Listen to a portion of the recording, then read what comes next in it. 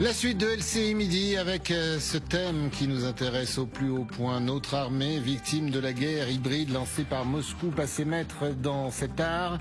Vous allez le voir, les Russes multiplient les opérations de manipulation, de désinformation et de déstabilisation vis-à-vis de nos militaires. Qu'a dit à tel point justement que ces attaques contre la France, contre notre armée, cette guerre hybride menée par le Kremlin commence même sérieusement à alarmer Paris. Ah oui, Christophe, c'est ce qu'on découvre dans justement les colonnes du Figaro avec ce titre. Vous allez voir, accusation mensongère, images trafiquées, l'armée française visée par les manœuvres de déstabilisation russe.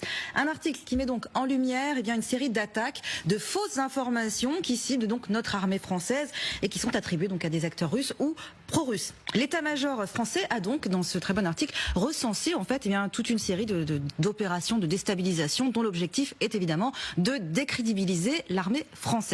Alors, parmi les exemples concrets, nos confrères évoquent donc une opération qui consiste en fait à suivre les déplacements de certains soldats, de tous les soldats français ayant effectué avant la guerre, c'est important, une mission à l'ambassade d'Ukraine et fait croire en fait que ces déplacements ont eu lieu pendant la guerre et donc que la France envoie actuellement des troupes françaises en Ukraine. Autre exemple très parlant, justement. On y apprend via les réseaux russes que la France envoie cette fois des mercenaires se battre aux côtés des Ukrainiens. Alors oui, des militaires, des mercenaires français ont effectivement pu s'engager individuellement, mais il ne s'agit pas là d'une politique délibérée de l'État.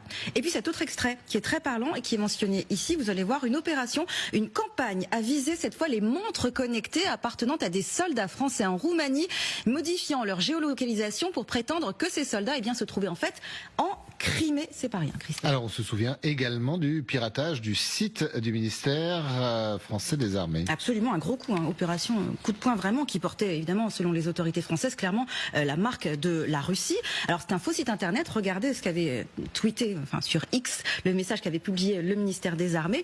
Donc ce faux site internet fabriqué donc par des Russes, donc appelait 200 000 Français à rejoindre les rangs de la France pour aller s'engager en Ukraine. L'idée était évidemment de semer la confusion et de suggérer une implication directe de la France dans ce conflit ukrainien. Alors évidemment, on l'a compris, la France semble prendre la mesure de ce phénomène, de cette menace, mais alors a-t-elle les moyens finalement de se défendre efficacement? Rien n'est moins sûr.